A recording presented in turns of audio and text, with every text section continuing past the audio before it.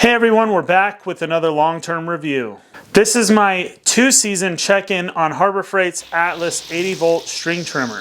I got this from Harbor Freight because I wanted to see how well a cordless, battery-powered string trimmer would hold up to regular use, at least from a homeowner standpoint. Spoiler alert, I still like it. However, it is not a perfect machine. Today I'll walk you through what's held up, what's frustrated me, and whether or not I'd recommend it. So just to give you a little bit of context of what my yard and working conditions are like with this tool, just real fast. I have roughly 0.67 acres that I live on here, and I am in the Southwest, which is, if you don't know, a desert, and we don't have a ton of rain, which means we don't have a ton of grass and weed growth all around this property. Realistically, the amount of time that I'm using it to trim my lawn and the weeds just around the fence line and everything that do grow when we do get rain is probably anywhere from about 20 minutes to an hour. I would suspect on average bi-weekly I run this thing for about 30 minutes on my yard. So ever since I saw the Atlas tool line come out, I've been interested in getting into it. And so finally I really needed a new string trimmer to upgrade my little Bauer 20 volt string trimmer that is still a decent string trimmer, and I still pull it out and use it occasionally. I wanted to get into something a little bit bigger, a little more powerful, and this Atlas tool line definitely seemed like it fit the bill. And I just wanted to go as big as they make it, which is in the 80 volt version. I think they have a 40 volt version as well. And I want to get into all the Atlas 80 volt tools. I do have the 80 volt chainsaw that is sitting up on my shelf just waiting for some wood cutting to ensue so I can use it. So make sure you click subscribe and wait for the review on that video and any upcoming content I have on that 80 volt chainsaw. So let's just go over some of the specs real quick because I think it's important to mention them. This is a 16-inch string trimmer that runs on an 80 volt battery and is, of course, electric. It runs for $89.99 currently as I make this video, tool only, so no batteries.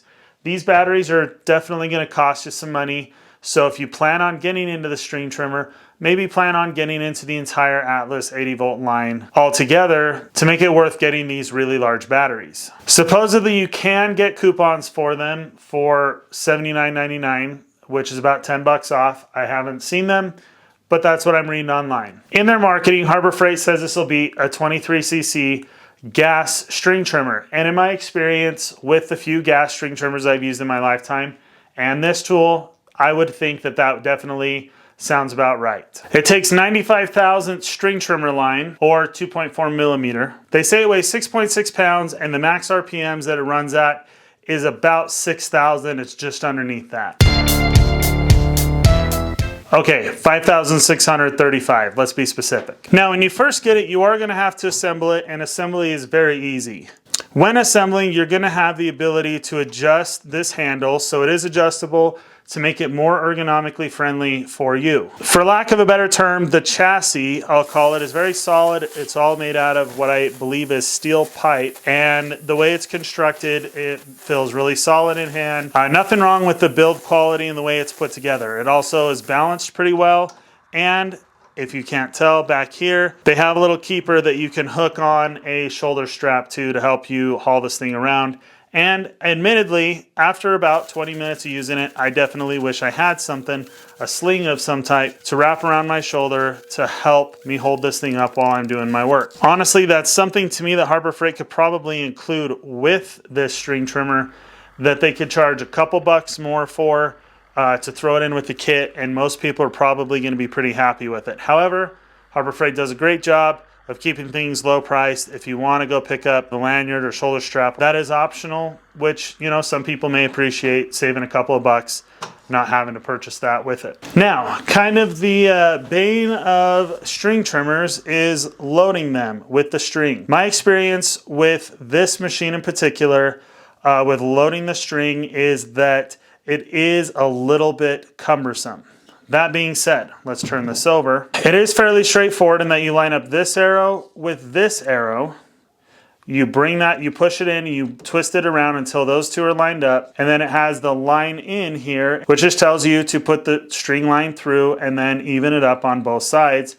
It'll pop out on the other side here. Now that's not really the problem. The problem is that I have a difficult time sometimes getting enough grip on this when I'm turning it to successfully turn in the line on the string trimmer. And it's not always easy. It does kind of cut into my hand sometimes. It just can be really difficult to twist in enough of this string line that you're not going to constantly be running back to the shed, shop, garage, whatever you've got, to load it up with more string. That kind of brings up problem number 2. I do not feel like that the capacity of this is as good as it could be. I'm able to fit quite a bit of string line in there, but the more I put in there, the more I seem to not be able to release more when tapping, I don't know what else to call this, but a button. When tapping the button, running the string line, running the string trimmer motor to release the string, it sometimes jams up and it doesn't want to come out.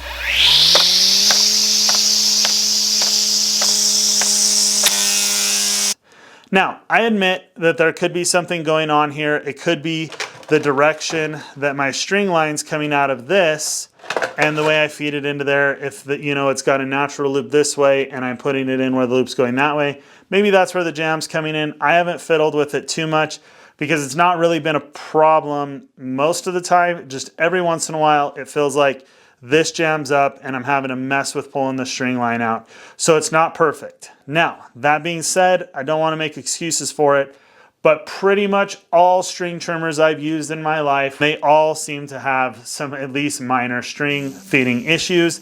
I was hoping this would be an exception, and it's not. So let's just discuss its overall cutting power. Now that I've kind of gotten the problems with the feeding and string capacity issues over at the head, just the overall power, what does this thing put out? I don't have any scientific data for you or anything, but I can tell you, and I probably don't even have video footage of this, but I can tell you that I've ran this thing through thick patches of weeds, and it's chewed up everything just fine. Power, in my opinion, for most jobs that I can think of and that I've used it for, is not going to be a problem. That's not going to be something where you're going to get this thing and be like, man, that thing is underpowered. It doesn't do a great job. If you're just cleaning up the edges of your lawn, if you're just, trimming some of the weeds out of the way, mowing a little bit of grass with it, pretty basic household jobs, it's probably more than you need for that. Now, if you've got a big weed patch somewhere and you need to go through, it's probably going to take care of that. I don't know about perfectly, but certainly not without all the maintenance and upkeep and starting issues that you're going to get with a gas-powered lawnmower.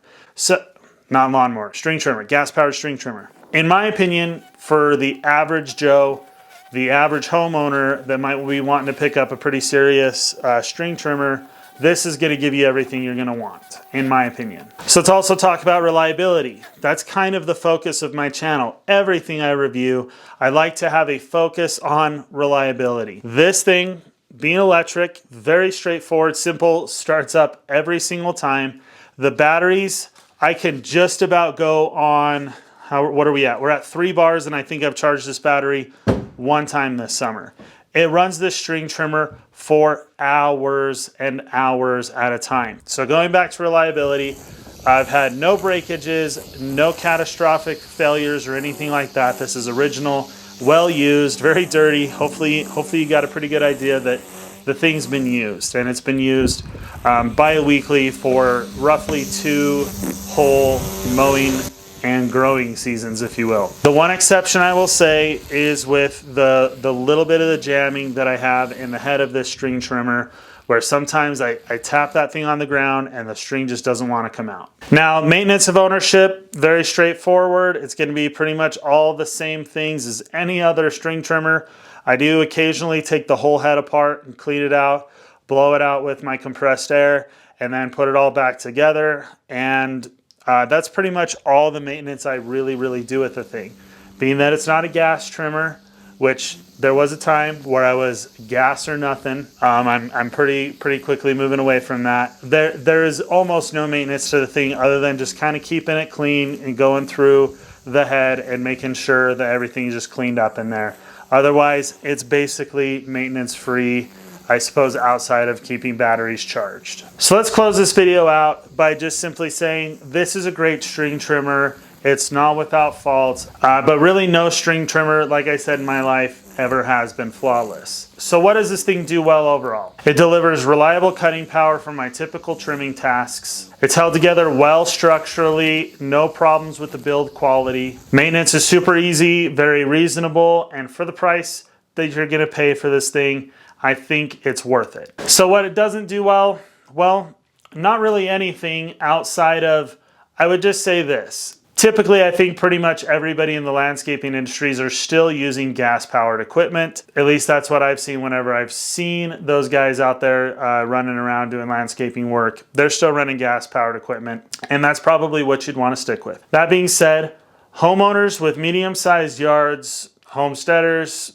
you know, people that just want a good, decent quality tool, for not a lot of money, a good bang for your buck, if you will. This is an excellent option. I'm not saying it's the best option. I have not used very many string trimmers from very many different brands, but I do think that it's a solid option to consider picking up. So thanks everybody for sticking with me through this 2-year review. If you have this string trimmer, definitely let me know in the comments what your experience has been with it. If you're having the same, you know, similar issues with the jamming and the string capacity, let everybody else know. Look in the comments below for people's information and experience on that. Let me know other tools you'd like me to test, especially in this Atlas line.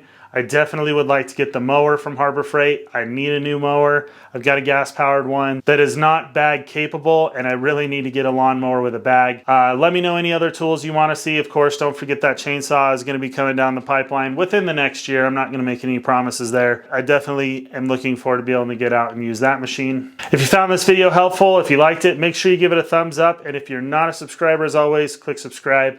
We'll see you in the next video.